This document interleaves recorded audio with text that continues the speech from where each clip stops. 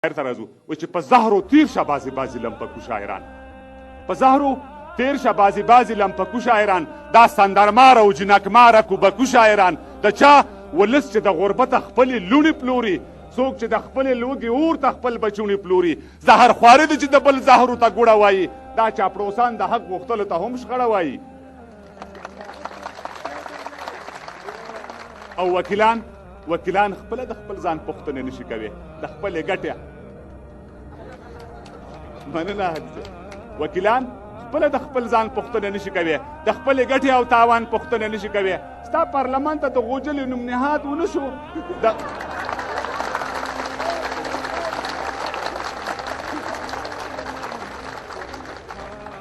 وکیلان خپله د خپل ځان پوښتنه نشي کوي، د خپلې ګټې او تاوان پوښتنه نشي کوي.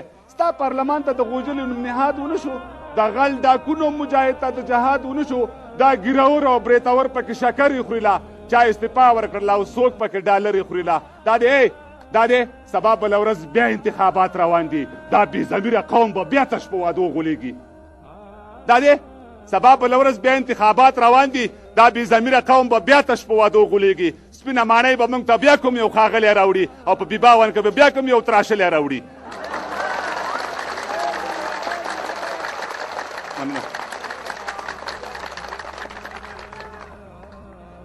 بارود مخکې ځو، بارود کارتوس پردي زامن دلته په زور رالیږي، اوباما مونږ ته 10,000 لښکر نور رالیږي.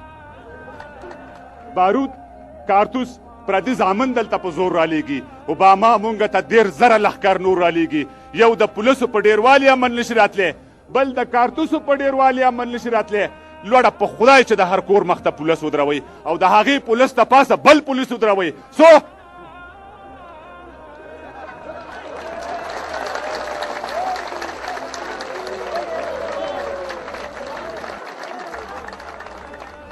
لوړه په خدای چې د هر کور مخ ته پولیس ودروئ او د هغې پولیس د پاسه بل پولیس ودروئ. څو سپارش وي، خپلولي وي او رشوت روان وي، څو د مظلوم په وینو اوښکو تجارت روان وي، څو د مظلوم بکتاشې اوښکې د لیمو راوځي، د بغاوت سپېڅلې شغې به م د خولو راوځي.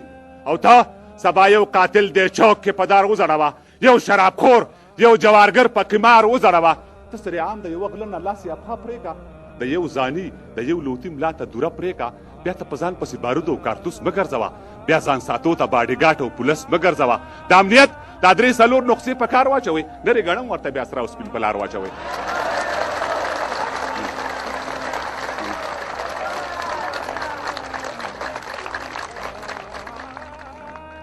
بله نقصه وه چې زه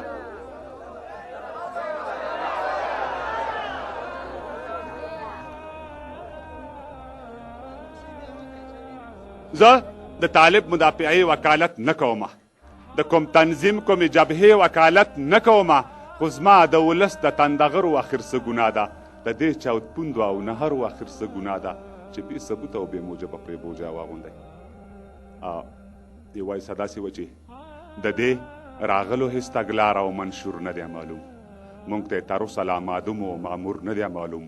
په 2 کلونو کې ایله په 3 خبرو پوه شو چې بشري حقوق تروریزم دی او اپین بندوي، خو پر دې اپینو کې د تورو پر ځای سپین بندوي. بشري ټولنه یوه خبر په زغرده کوي چې افغانستان کې د بشر حقوق تر پښو لاندې دي، خو بشر دوستان صرف د ښځو حقوق موږ نه غواړي. بشر دوستان دي له باګرامه لږ لیدنه وکړي چې بشریت پکې په سپیو دارل شوی پروت دی، په انساني کرامت لوبې د حیوان لګې دي.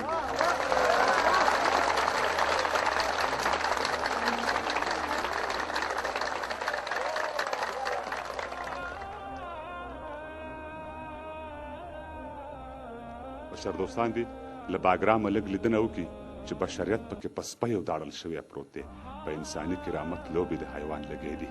او ستا دې قسم وي په انجیل او په پادریانو باندې، او بیا دې قسم په کلیسا او سامریانو باندې چې تا شینډن بمبارولو په دې نه پوهېدې، چې تا شینډن بمبارولو په دې نه پوهېدې چې زما د بم لاندې طالب که دهقانان مړه کېږي یا پکې ښځې بوډاګان او ماشومان مړه کېږي. ټیکنالوژي دې تر کیهانه پورې لاس غځوي، د عقل خیګ دې تر اسمانه پورې لاس غځوي، په 100 مترۍ کې په ودونو بمبارونه کوي.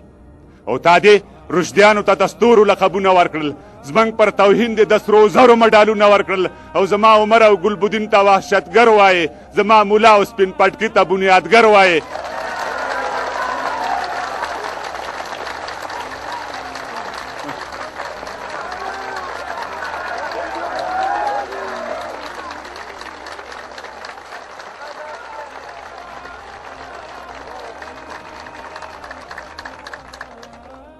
تا دې رشدیانو ته د ستورو لقبونه ورکړل، زموږ پر توحید دې د سرو زرو مډالونه ورکړل، او د شاپسي تر څنګ دې نوي پلانونه ورکړل، او زما عمر او ګلبدین ته وحشتګر وایې، زما ملا او سپین پټکي ته بنیادګر وایې، احمد شاه خان او اکبر خان ته یرغلګر وایې. د دوه بیتونو ته مو زیاته توجه غواړم ورنو، وایي چې پرون شاهکار چې روسان مې له خیبر منې کړل، پرون شاهکار چې روسان مې له خیبر منې کړل، له سند او هند له پارس خلیج له سمندر منې کړل، نن وحشتګر او دهشتګر او ترهګر یادېږم، نن ولې بعضو ته خطر یادېږم.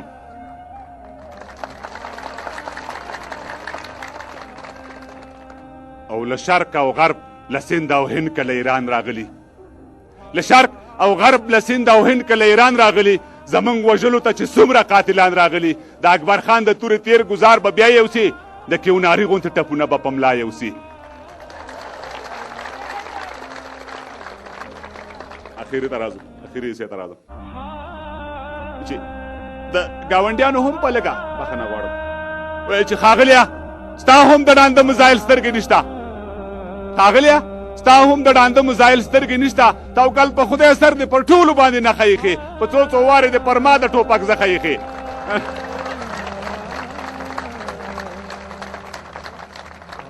ښاغلیه ستا هم د ړانده مزایل سترګې نشته، توکل په خدای سر دې په ټولو باندې نښه ایښې، په څو وارې دې پر ما د ټوپک زخه ایښې.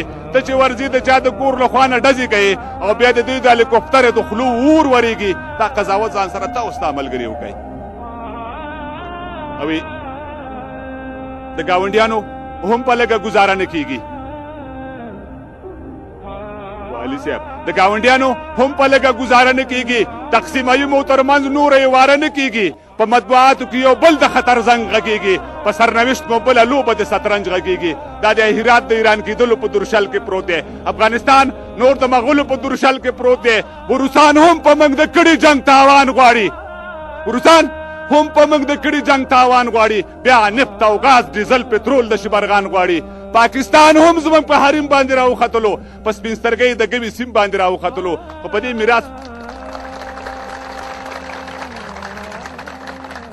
پاکستان هم زموږ په حریم باندې راوختلو، په سپین سترګۍ د ګوي سیم باندې راوختلو، او په دې میراث وطن کې سر او نه خنجر پاتې دی، نه قلمرو لري او نه پکې څوک نر پاتې دی. له توجه نه مو ډېره مننه کوم.